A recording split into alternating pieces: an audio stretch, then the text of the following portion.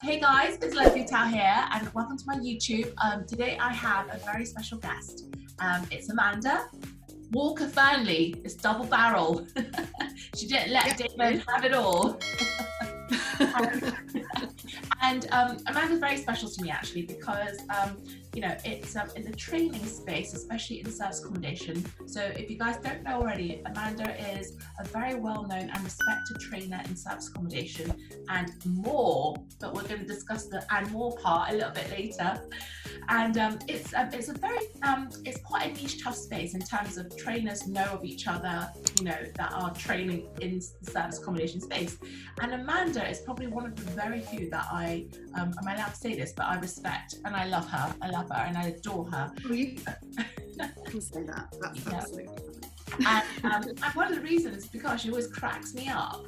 And we're going to talk about that because Amanda also, if you don't know her already, she's got quite a sharp and blunt online persona in terms of, you know, she doesn't take any BS and she just comes straight at it. No, like I probably phrase things a bit nicer, but Amanda just comes at it as it is and gives it to you, served with, you know, a dish of David's horrible toenails there for you as well.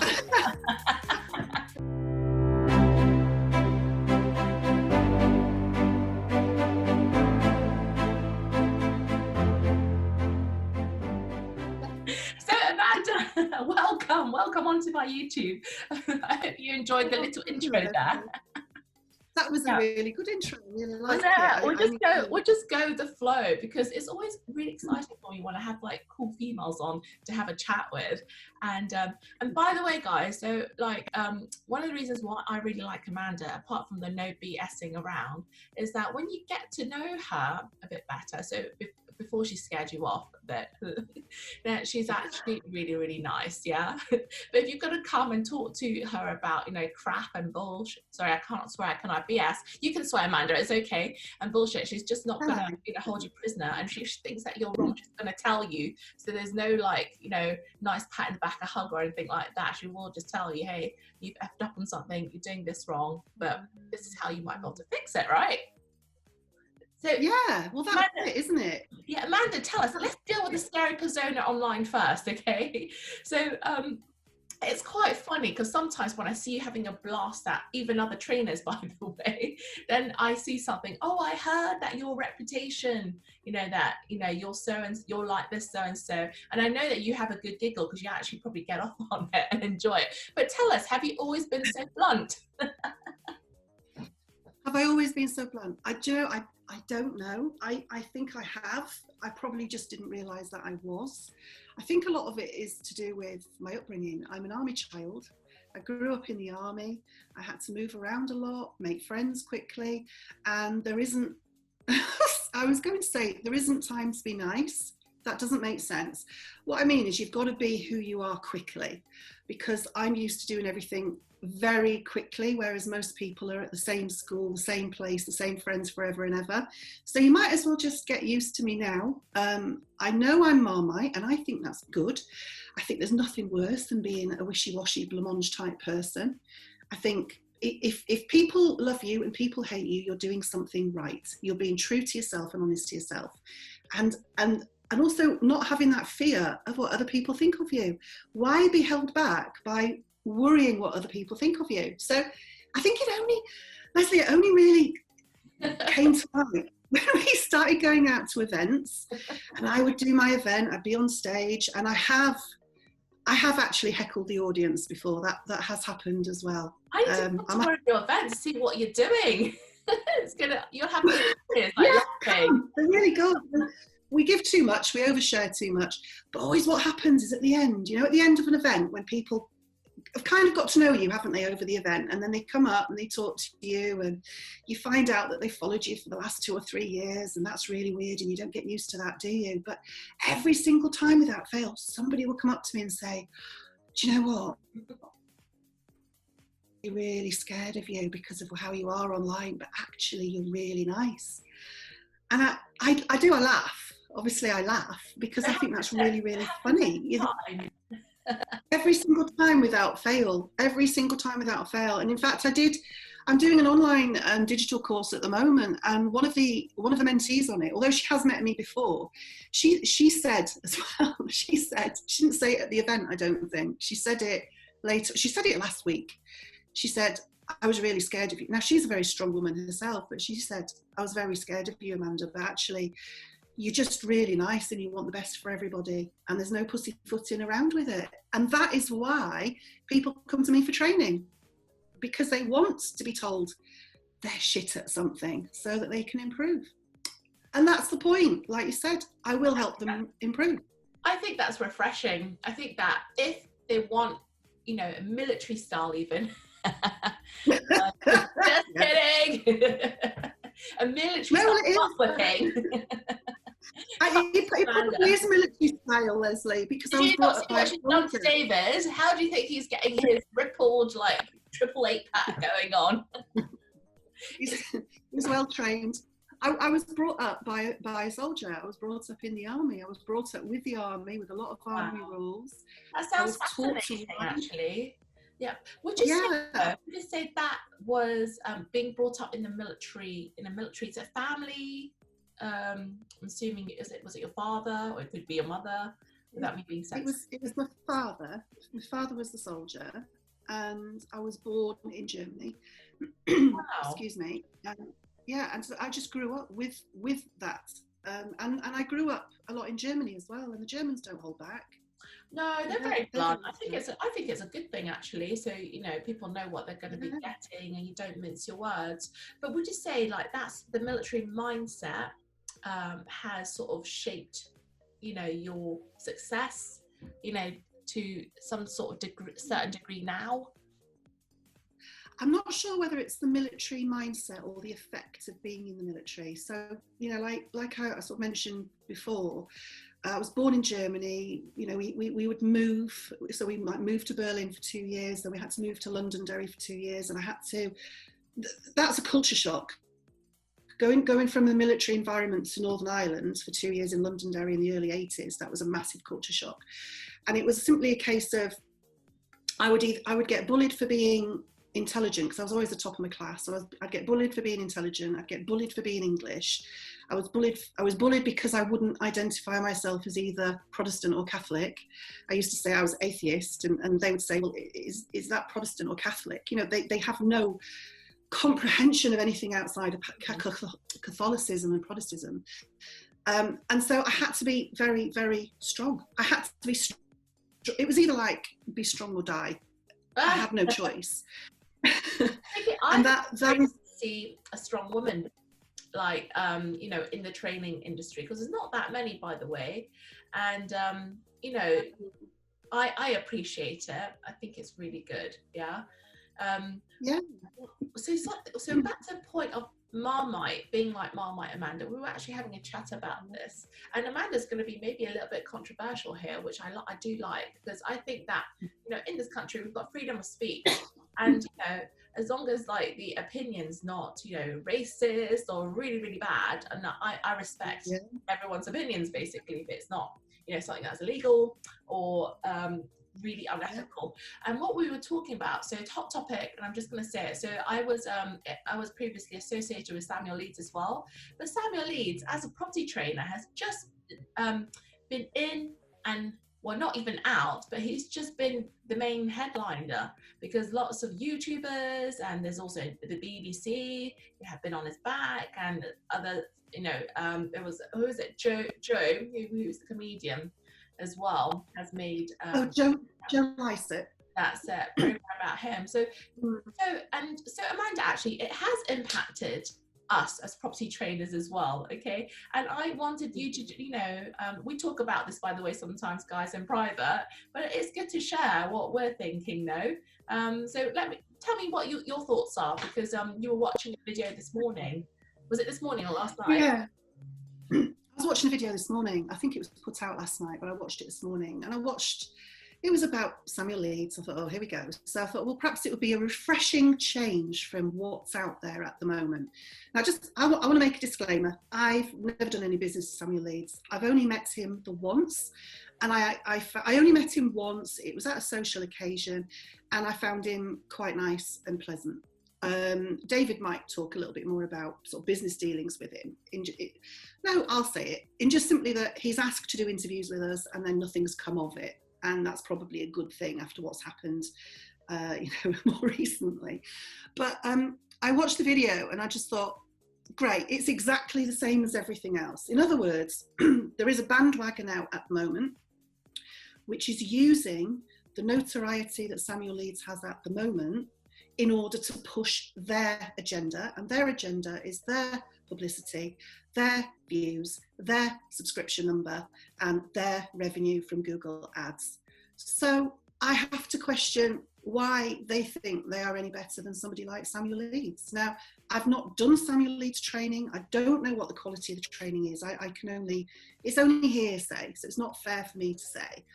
But absolutely, categorically, I do not believe for 1 minute that poor guy committed suicide solely because of Samuel Leeds. And something which I fail to understand and nobody has addressed is, if this is correct, if I've heard this correct, is Danny Butcher was already in debt, significant amount of debt. He went to the bank lent him money, and he used that money to pay Samuel Leeds. Why aren't there any YouTube videos shouting about that bank that lent that money? If that bank lent that money, the bank did the necessary checks, required checks by regulatory boards, and they lent it. The bank lent the money, so why is Samuel Leeds the devil in this? I understand that his training might not be what was advertised. I understand that people might be very disappointed in the quality of the training that they've received. But to lay that suicide at the door of Samuel Leeds, I think is an absolute travesty. I really honestly do. And I will stand by that. And I will look anybody in the eye and say exactly that as well. I've spoken to people who are in the training industry. I've spoken to people who are in the training industry and have come from a mental health background. And they agree with me. There is a lot more behind a suicide than a devil. Yeah, and I understand that the Butcher family needs somebody to blame, because that's the nature of suicide. Somebody's at fault. They have to blame somebody, and that somebody is Samuel Leeds. But to churn out loads and loads of videos criticising Samuel Leeds for the level of information that he gives, when as trainers we know that a training event, anything that advertises a training, a course or training event or training 3-day break, you tell people the wow. You don't tell them the how. The how is not free. The how is what is paid for. Hey, everybody, that's the way marketing works. It shouldn't be a surprise to anybody. That is how it works. You pay for the how. Now, the only issue I see with Samuel Leeds is that people pay for the how when they don't get much how. And that, do you know what? That doesn't need regulation. There are already laws in place for that, and that's called trading standards, unfair descriptions, all of that kind of thing. The property industry does not need regulating. We already have laws, and those laws are already out there to be used. Instead of people jumping up and down and saying we need regulation, I really suggest that they just go along to Trading Standards website and then just go and read the laws that are already out there. So, is it your opinion, Amanda? So this is quite controversial. It's great. It's great. It's always good to get a different perspective on things as well, by the way. Yeah, I wasn't expecting you to come out of that, but I think you're just always honest, and we have to respect your opinion whether or not we agree with it, right? And that's a good thing about having a conversation. So would you say that the problem isn't with regulating the courses, is actually and the problem is how the courses are sold, or what people understand it to be, and what they sign in terms of terms and conditions, and whether that is breached because it's not fulfilled? Do you think that's the fundamental issue? That is, well, yeah. I mean, there's a couple of issues there. One is how many people, honestly, hand on heart, actually do read the terms and conditions? Most people don't. I haven't at times. I haven't. I think a lot of people's expectation is wrong. Now, whether that, but I do think that expectation is played on by a lot of sellers. People sell to people's emotion, they sell on people's expectation, and they don't necessarily rein these expectations back, you know, these high expectations. I do think people have got to take responsibility for themselves. They cannot call themselves a business person, and then as soon as they want a refund, then suddenly they're a vulnerable person. Sorry, it doesn't wash. You can't do that. I saw that. You're a vulnerable. Was that one of, so we have some pain points as trainers as well. Okay, and I think it's good to share with everybody because it takes a lot of, firstly, it takes a lot of money. We spend a lot of money running events, right, Amanda? So, yeah. You know, and we recuperate that. So this is the business side through doing an upsell, but ultimately, I know you guys have been sort of criticized on this, and so have me and Trevor to some extent as well, is that we don't sell hard enough in compared to, you know, other training companies out there. And to be honest, it's very hard for us to sell really hard. Like we just tell it as it is, to be honest, and see what, you know, up to everybody else to make up their minds. But I think yeah, we're same, and I think one of the reasons why we get on so well, we have a very similar outlook on this, which is that we almost want people to come running after us with the money and saying, hey, take my money. That's how I prefer to sell.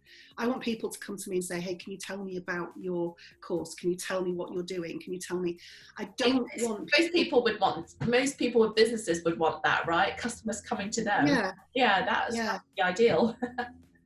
I don't like hard sell. I've had people hard sell at me, and I physically recoil. I've seen people do it, and I physically recoil. Now, I don't want anybody to feel like that when they hear me trying to sell.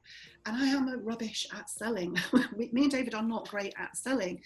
But I don't want to be as slick as somebody like Samuel Leeds, because I think there is an awful lot of, what's the word? You are being played. As an audience, you are being played. You are having your emotion buttons pushed. You are having your needs to be better buttons pushed. You are having, and I just think that you can do too much of that. I think you can do too much of that. So actually you end up with ultimately unhappy clients, and no business wants unhappy clients.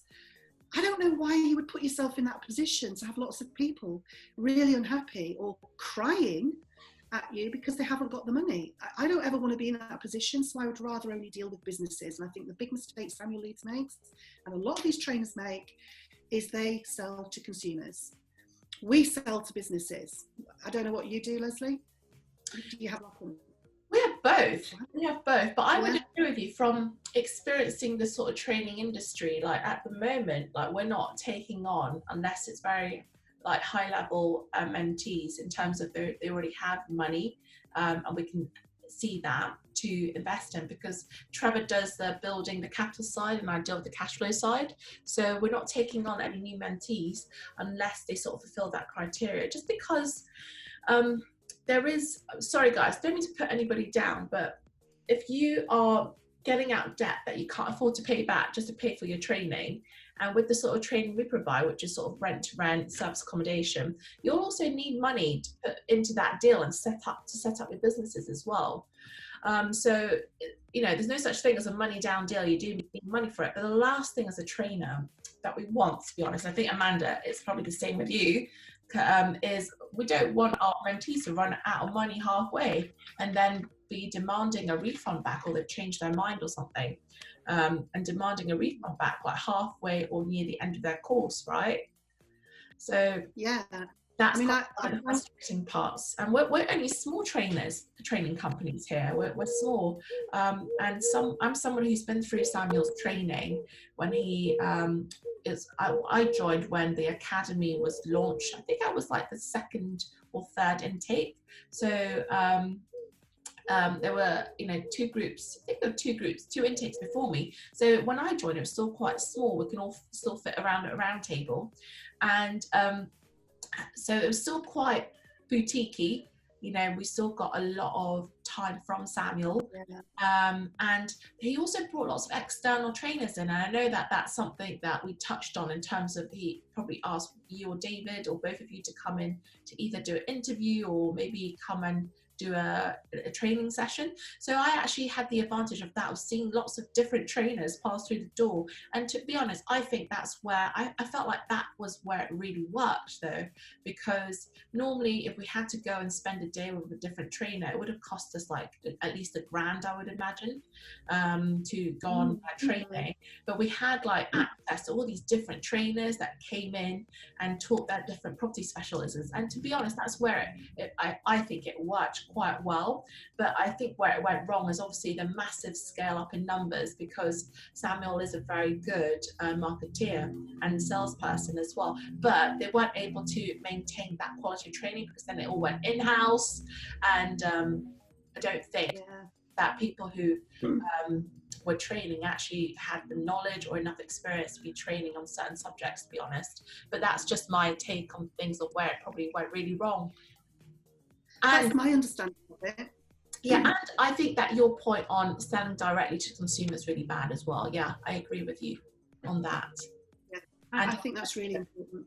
I think property companies moving forward, because the whole area is very toxic at the moment, isn't it? It's very toxic. It's still reeling from what's happened recently. I think it was burning for a long time, and then I think with poor Danny Butcher, I think that was just like a flashpoint, wasn't it? And I think that property companies moving forward do have to reconsider who it is that they're marketing to. You know, are they marketing? Right, be more responsible. They do, yeah.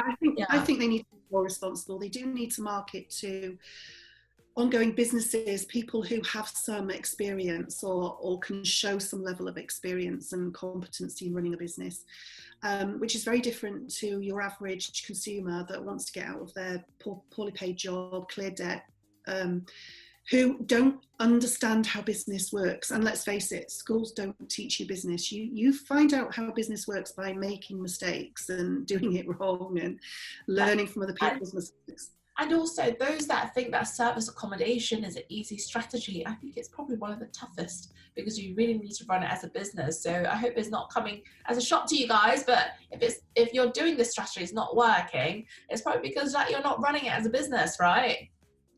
Absolutely. It was a massive shock to our system. We went with the hype. We thought when we first started about 5 or 6 years ago, we said, yeah, it's really easy. You just put guests in instead of tenants. And then we soon found out that actually it's not a property strategy. And we always say it's not a property strategy. It's an entirely new business, and it's called hospitality. And it's very, very tough. It's very rewarding, and it's very tough.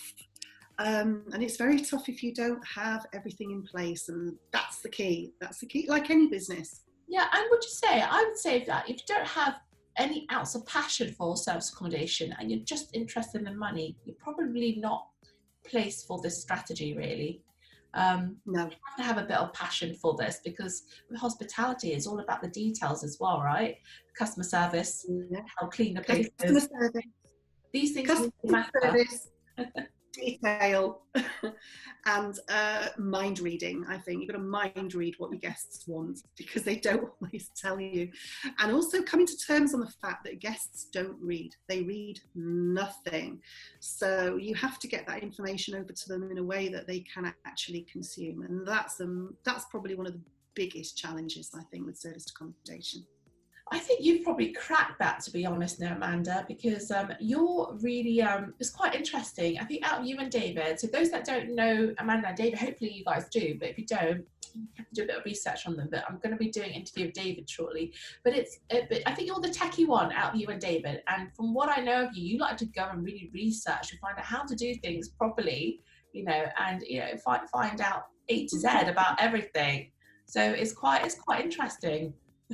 Yeah, I research everything. I research everything. I mean, everything I've said about property regulation and about trading standards, I've researched the whole lot. You asked me about contract law, and I'll tell you, I've researched all of it, and I understand all of it, because it's part of the job. It's part of making sure. Yeah, I'm the techie one. I've been building websites since 2005. I've been using tech. I've got a list as long as your arm on tech qualifications that I picked up while I was going through sort of retraining after my first divorce. My I divorce. didn't even know you had a divorce. Was there a man before David? There was a man before David. Oh Yeah, my there was a God. man before David. I didn't know that. Did you not know that? That's probably somewhere else where my strength comes from. I was in a very abusive relationship, very abusive relationship, and I had to learn to stand on my own feet. Hey, it happens to so many of us. I had to learn to stand on my own 2 feet. Physical and emotional?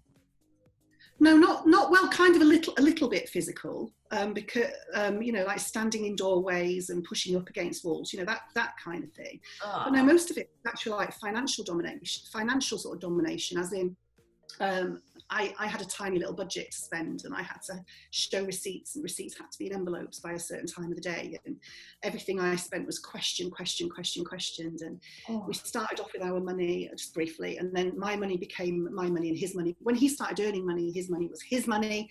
It was very emotional. He put me down all the time. He questioned my intelligence. He questioned everything about me to put me down, completely undermined me. I got major depression, major depression, which wasn't helped with a really problematic pregnancy. And I managed to get to the point where when I came off the tablets, I got angry. I got angry. The tablets were suppressing my anger. Depression is anger turned inward. I got angry, and then I told him to just go. I told him that I was better off without him, just go. And I had to learn to stand on my own 2 feet, get my own mortgage, go and get retrained, pay my own mortgage, pay my own bills. I had to do all of that on my own and build my own business all on my own. So yeah, I did a degree as a mature student. You've done a lot, Amanda. I think you're like a little hero. I adore you. We might not have the same viewpoints on certain things, but it's good to be able to have a chat and still respect each other's opinions, by the way, even if you differ. And by the way, I know that your comments on Samuel Leeds, there might be people that don't like it, yeah, but have a think about this, guys. I would rather have someone like Amanda on my side, if you want her opinion and her take on things, to get another opinion, a very solid one, as a trainer in the industry, because with all people's thought, there's a massive movement to bring in regulation for this industry. I think that although the notion is, people want to be protected a bit more, right? I think that it's very hard for that to happen, because that's not just the property industry, it's the whole wealth creation industry, which sort of spills into bitcoins, and there's other stuff, cryptocurrencies, trading, loads of things. Everything. It's more business than just property. There's a lot of people in the property sphere they can't see beyond the property sphere. There's loads and loads of industries out there that sell in exactly the same way. The wow, not the how. That's how it works. You sell the benefits, you don't sell the nuts and bolts, because if you told people the honest truth about how difficult it can be, people wouldn't buy. So it's as a trainer, it's what your motivation is. Do you just want to make money, or do you want to help people? And by helping people, I don't mean, I just want to help people, like a finalist on this world stage. I mean that genuinely help people to be better. I'm a qualified teacher. I'm qualified to go and get a job at any point in a further education college, not higher education, further education, and go and get a job teaching adults, IT, and psychology. Is that what you did your degree in? Was it IT, or was it? No, I did a lot of qualifications on IT while I was doing my teacher training. So when I did my teacher training, I was teaching BTEC, information and technology, to students, to 16 to 19-year-olds. Horrible little things that they are.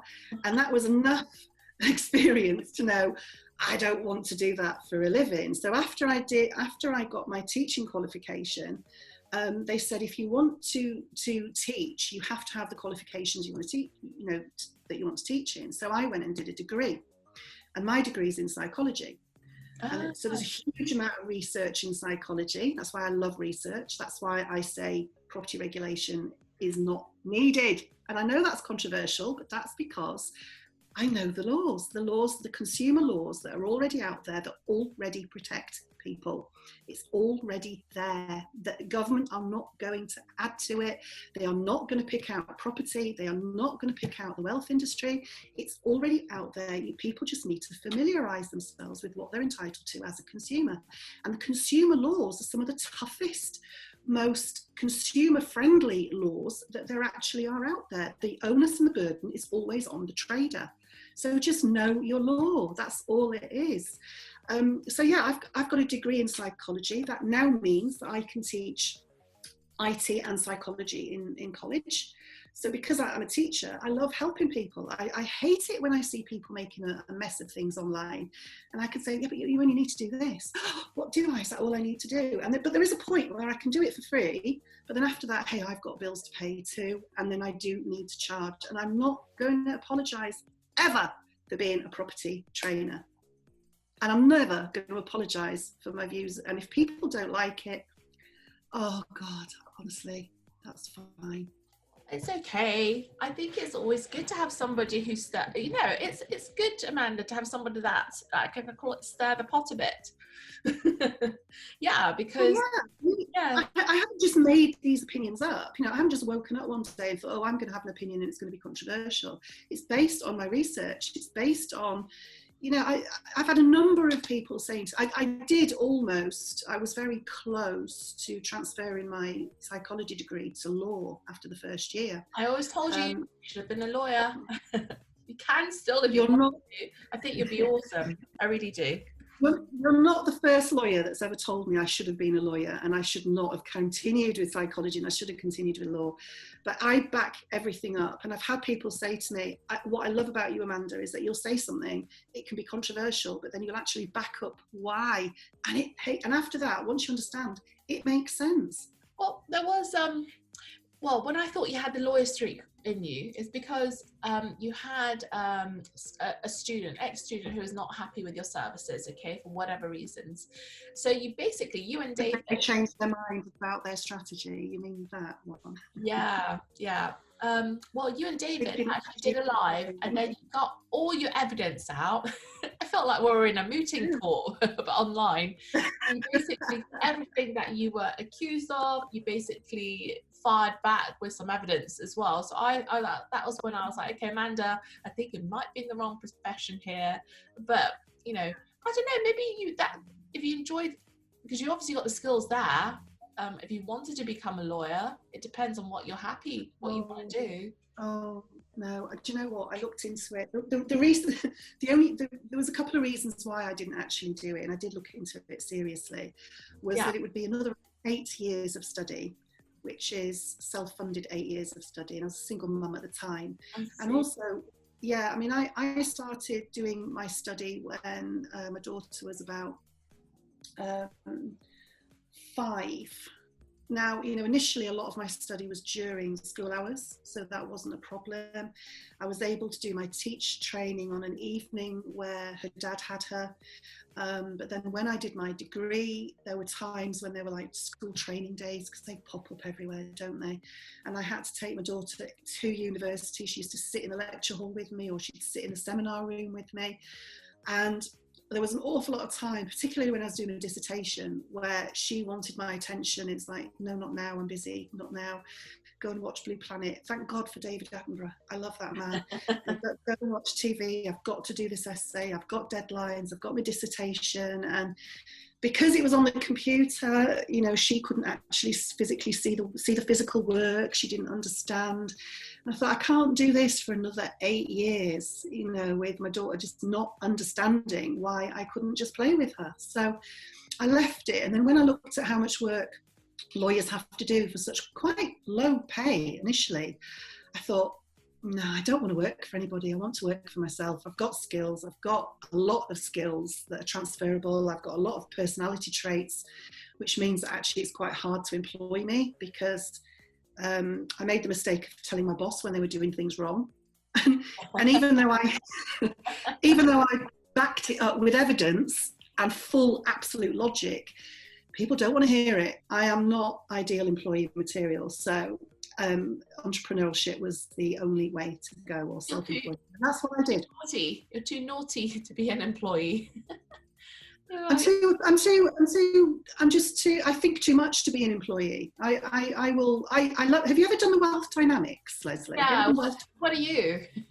I'm a mechanic. Oh, bloody hell.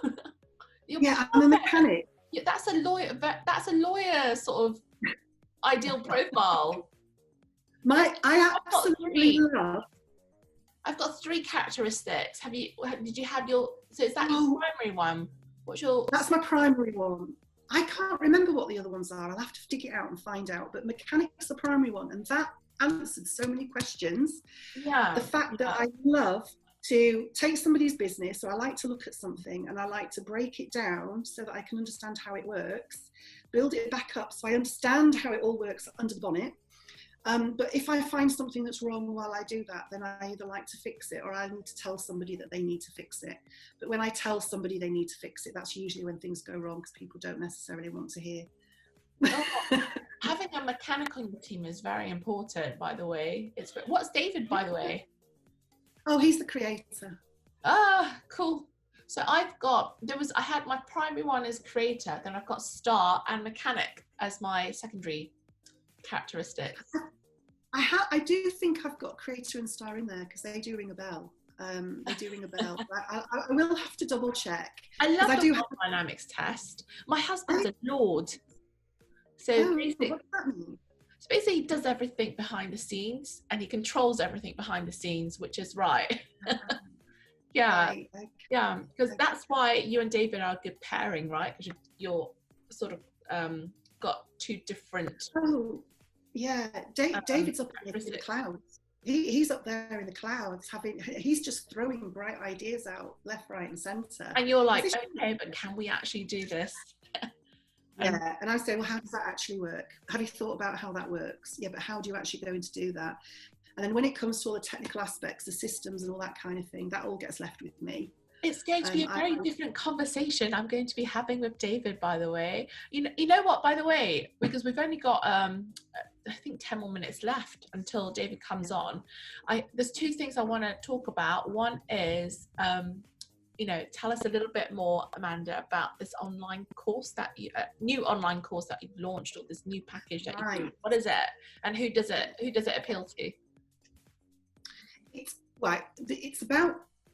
It's a direct booking booster. So it's about finding direct bookings, because after the way everybody was treated by the OTAs through the COVID experience, which we're still going through, wow, they treat us badly, so badly. And have you seen that video where the guy, he's a lawyer, and he points out that Airbnb changed their terms without telling us? Oh, I haven't seen that one. I just saw some really angry. Send you a link.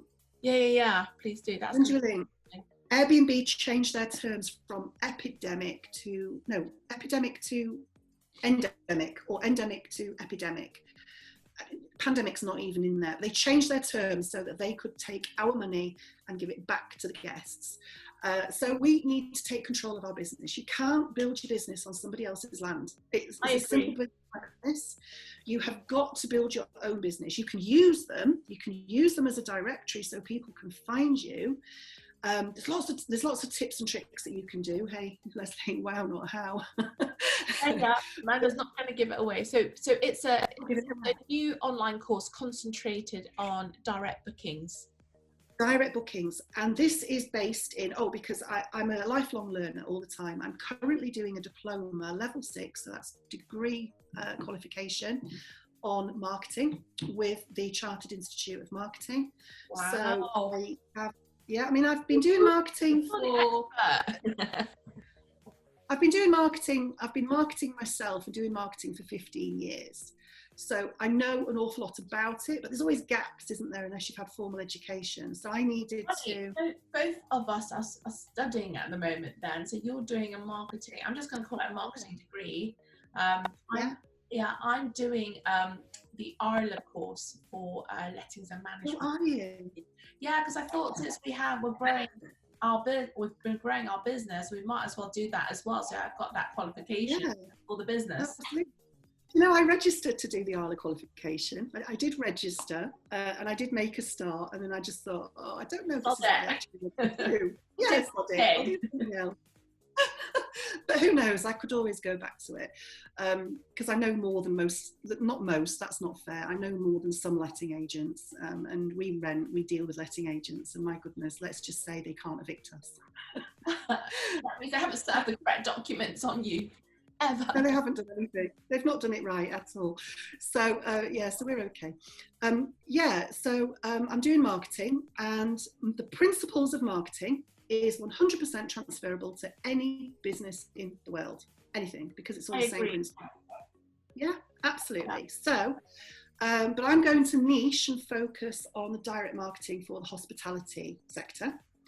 And based on my absolute hatred of Booking.com and Airbnb, I want to help people be less dependent on them, take more control of their own business, but also understand the principles of marketing. So even if they decided, you know what, hospitality is not for me, I can't do it, they've got a grounding in marketing, which they can then go and take into any business that they've either already got or will have in the future. So, and I think that is a great deal for anybody. I agree with you. Unless you know how to do marketing and to some extent sales, you know, you don't really have much of a business there. You need to know how to, because obviously marketing and sales generate the cash flow and the income for the business at the end of the day. Yeah, absolutely. So if you have a business, you are a marketer first. You are a marketer and then your business. And if you ever put that in the wrong order, you've got problems. So Amanda, is it an online course, or do you do consultations with people who are interested in it? It's an online course. It's an online course, so you sign up. The payment is spread over 12 months. It's just a small amount each month. You join the course, you join a private group, you have access to the online platform. You can watch the videos. I have worksheets, I have assessments, I have tasks. I'm a teacher, I like homework. I like to know that people are learning, and I like to get feedback from people all the time so that I can continually improve the course all the time. But the good thing is, I've got a 100% guarantee. So if you don't make your investment back after 12 months, I'll refund you, because you will, because I'm going to make you, because you're going to do your homework. And it's also lifetime access as well. Lifetime access to the course and lifetime access to the support group. Amazing. Amanda, so what I'll do is I'll drop a link in the description below. So you send it to me, and you guys, if you're interested, you can click on Amanda's link, or give Amanda a shout. I'll put her contact details in the description as well. Yeah. That'll be lovely, Lesley. Thank you. No, great supporter. And, I know that Amanda loves tinkering away. I might have to end up calling you like the tough Tinkerbell or something like that. You do tinker. As long as you don't call me a queen or a princess or anything like that. I didn't like that. So I'm not going to call you queen. We'll just call you, what should we call you? I like Tinkerbell, but it still sounds, it's not really ferocious enough. It's not really me, is it? Just call me Stroppy Cow. That'll be fine. Stroppy Cow? That's so funny. That's so funny. Oh, bless you. So we talked about the online course. I'm just thinking there was one other question that I had for you, which is, it's been a bit of a rocky year, hasn't it, in general, for the world? But yeah, for the entire world as well. And obviously, you're somebody that's gone through, this is the second thing I wanted to discuss, but I don't think we've got enough time. I kind of feel like you're like an onion. So with every layer that we're peeling and that I'm getting to know you better as well, the more I want to find out. So because I didn't know about your background, and a little bit different, but I also was in a very toxic and horrible relationship before I met my husband. So I can understand, and it was finances and business as well. And I think that these kind of experiences, it's really, really tough when you're in it. Okay, really tough.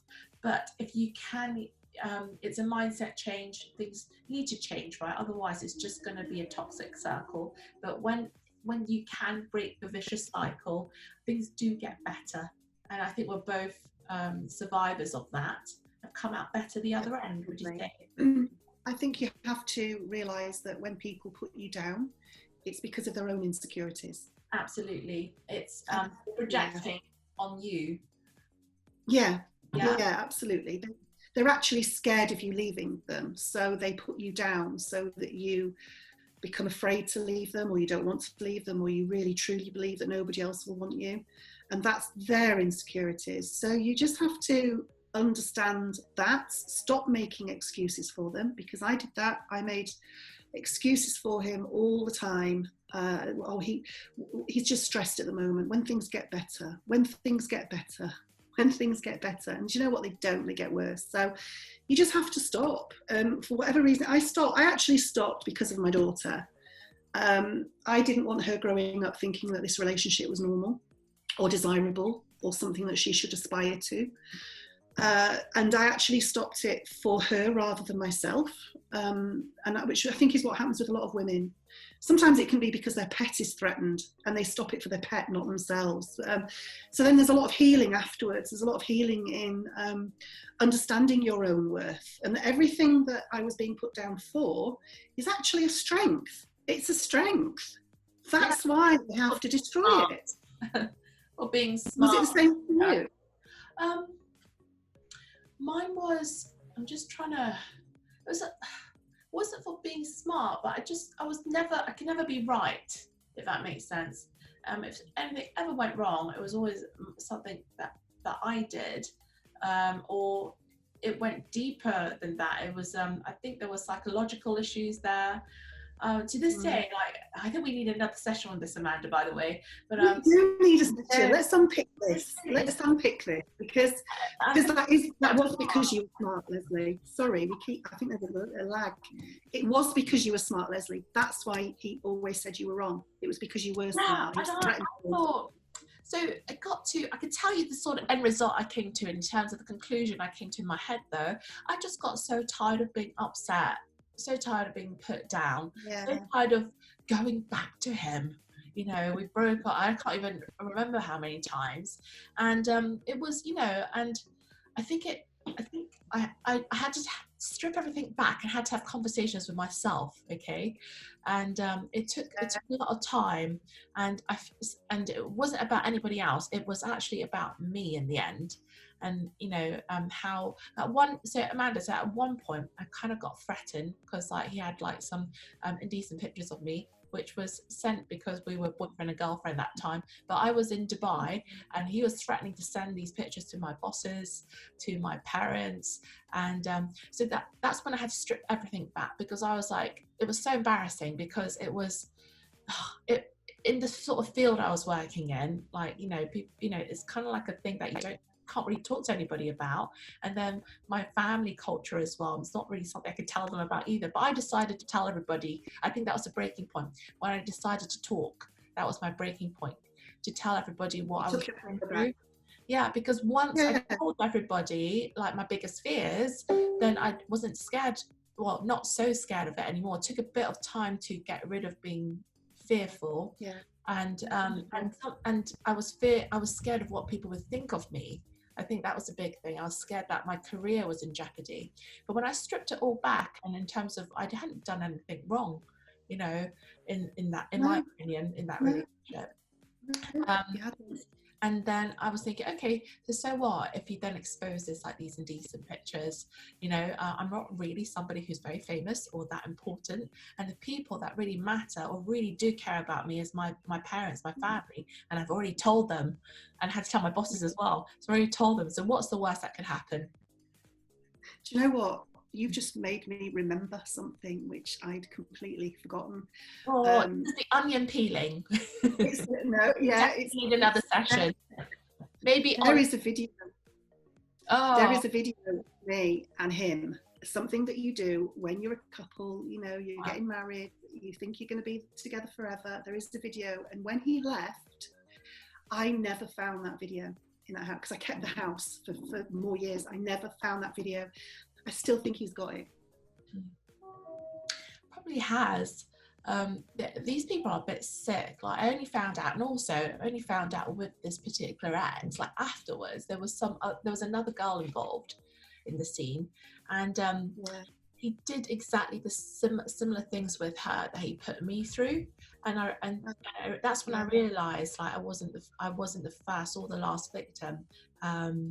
And she also came from a very good family, by the way, probably a little bit vulnerable, super smart. She's in marketing, by the way, and very beautiful. But I was just like, okay, there is definitely a pattern here, issues with him.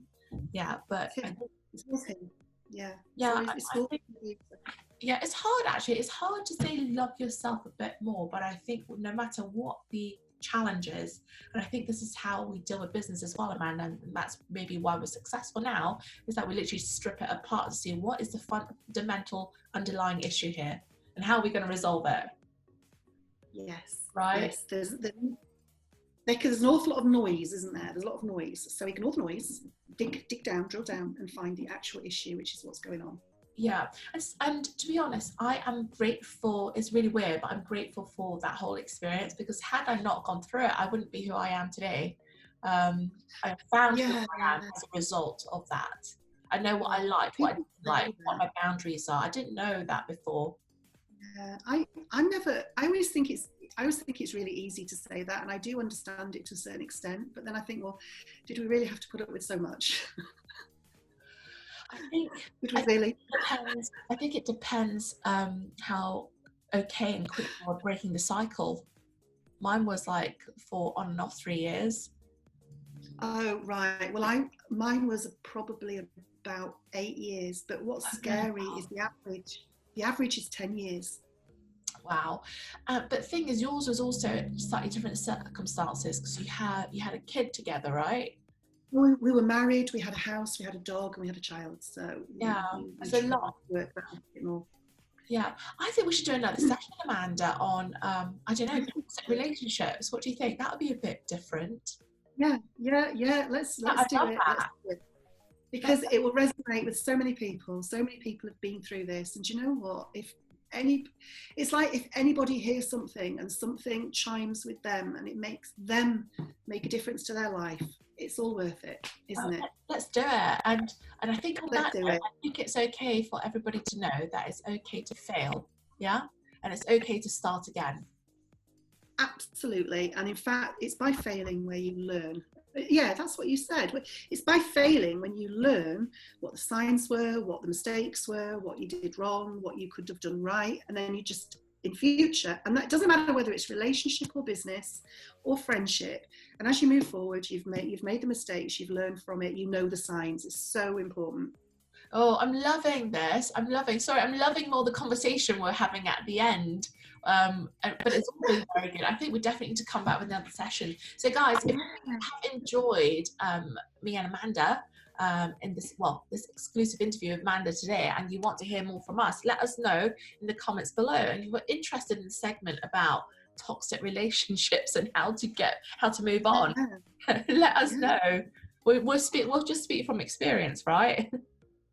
Hey, absolutely. And we've got plenty of it as well, haven't we? Yeah, we have. Yeah, because we're not spring chickens anymore, so we've got a bit of experience and years under us. Hey, but we're here to tell the tale. I think it's really important. And on that note, Amanda, what do you think of this? I don't have a daughter yet, but if I did, and I hope I do at some point, I would rather they be a bit more of a bitch and be too nice. But that's just because from my own experience, like from being in a relationship, I felt like now I put my foot down. I tell everybody what the boundaries are before we even start with anything. But I felt like when I was younger, and this probably happens to a lot of young girls, like that everyone's a bit more, not flexible, but a bit more placid, a bit more laid back, would take shit. But I rather hope that when I have my daughter, I want her to be a bit more of a bitch, really, and knows what she wants earlier on. But I don't know, it might be a development process. And you have a daughter. What are your thoughts on that? My thoughts are, the first thing is self-esteem. I mean, right, I could talk hours on this. The problem with our society is that girls are supposed to be sugar and spice and all things nice, and they're supposed to, not really speak, just look pretty, not really have opinions, just smile. not really want to, you know, go and have an education. Just get your tits out, you know. I mean, if you've seen the t-shirts, little t-shirts, tiny little t-shirts, you know, Playboy wannabe, you know, that kind of thing. It's so wrong. So girls grow up knowing that they actually can't express themselves properly. There's a blockage here. They can't express themselves properly because they're not being ladylike. They're being too loud. Have you ever heard a man get called opinionated? Have you ever heard a man get called a bitch? Have you ever heard a man get called stroppy? You know, I've used the word myself earlier. You never hear men called that. Those men are strong. Those are strong men. But women can't be strong. Or you're labelled as scary.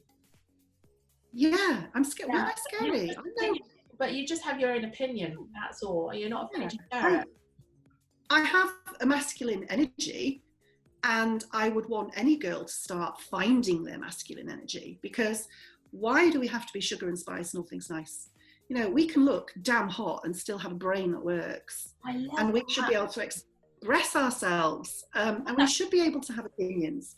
You know, and there's a difference between having an opinion and being called opinionated, because when a woman is called opinionated, you know, that's been I've been told by people on Facebook to just rein it back a little bit. I would love to know, David's never been told to rein it back. I would love to know if any men, please tell me if I'm wrong, has any man ever been told by another man on Facebook to rein it back a little bit because you're a little bit too strong? I think it's because, well, I hope you told them where to go, yeah. But I think it's because there's not many women with very strong opinions. You know, I don't think I'm one of them, by the way. I don't think my opinions are that strong. I think women do have strong opinions. I think women do have strong opinions. I think women are socialized to not express them. I think there's a difference. The expression part. Yeah. So, you know, women, young girls need to learn that they can, you know, play with trains. They can they can express themselves about something. And the thing is, I mean, you've got a little boy. Little girls don't stop talking. Little girls have opinions. Little girls will tell you what they think. Little girls are extremely self-dependent. They will argue with you and fight with you because they want to get dressed in their choice of clothes at the age of 2. Wow. Yeah, they are very, very, very different. Yeah, they are very, very different to boys. But at some point, that gets squashed in girls. It gets squashed and it gets pushed down. And when that happens, it happens, Lesley. No, it's society. It's just what's expected. You know, but boys are encouraged to be, little boys are made of slugs and snails and puppy dogs' tails, you know. Little boys are able to express themselves. Little boys are encouraged to express themselves because actually they'd rather get their sister to ask for everything for them or get their mum to do it for them. They're encouraged all the time, and they grow up in this paternal society that tells them that they have value. Little girls only have value if they're pretty. How many times do you see if somebody posts a photograph of their daughter and people say, oh, she's beautiful? Why? You know, why are little girls beautiful, but, you know, little boys look like they're a little tufty? You know, that's got to change. So what happens is because girls are growing up thinking, well, I'm not fitting in, I can't express myself, it affects their self-esteem. The self-esteem becomes damaged. And when their self-esteem becomes damaged, that's when they don't know their own boundaries. And that's when boys who have got abusive tendencies because they're modeling it from their lives, that's when they find that actually girls are really easy to bully. And that's when things can start getting very toxic. Yeah, it's quite psychological, isn't it? Because, like, you know, with the boys, they might have a little fight in the playground and stuff, but with the girls, it's more psychological, the bullying. Girls, yeah, I saw a documentary and it was about, I don't know if it was ordinary people or whether it's celebrities. I think it was ordinary people. And they went through SAS training. Yeah. And part of SAS training is this psychological test where you are told by the main guy, the officer, whatever he is. Yeah. That as well. It's really good. Yeah. This is the start of this is the psychological test. And then what they do is they basically put you through, they don't actually torture you, but they put you through torture conditions. They trick you, they get you to sign something. Every single guy, the test doesn't end until the same guy says, the test has now ended. And this is explained to them while they're still compos mentis. The test doesn't stop until only me, says the test has now ended. Yep, okay. All of those guys were coerced into signing forms, which were like confessions that they were spies or whatever. The one person who didn't was the woman. And the SAS guy said, we found this. He says, psychologically, women generally are stronger than men. We can't break her. The SAS were thoroughly impressed with her. They could not break her. Even when the guy stood in front of her and said, the test has now ended, she was like, I want to watch this one with the woman in it. Oh, I'll see if I can find it for you. It's really interesting. Yeah. She actually got rejected from the SAS because she had not followed a direct order. And they were gutted. They were gutted. They said if she'd have just done it, she would have been good enough for the SAS. Wow. But she didn't. She actually passed the hardest bit and failed one of the easiest bits. So there you go. So actually, I wish I could just sit and talk to you for much longer. By the way, Amanda, I really have thoroughly enjoyed this interview. You're wonderful, and you're really interesting as well. So it's a big treat for me and also my viewers as well. So guys, if you would like to see Amanda back, let us know in the comments below. Okay, Amanda, thank you so much for your time. That is brilliant. Thank you for having me, Lesley. It's really nice to talk to people. We were supposed to meet up before all this happened, weren't we? And we would never have been talking. So if you want me back, that would be absolutely great. And if you don't, that's okay. Back anytime.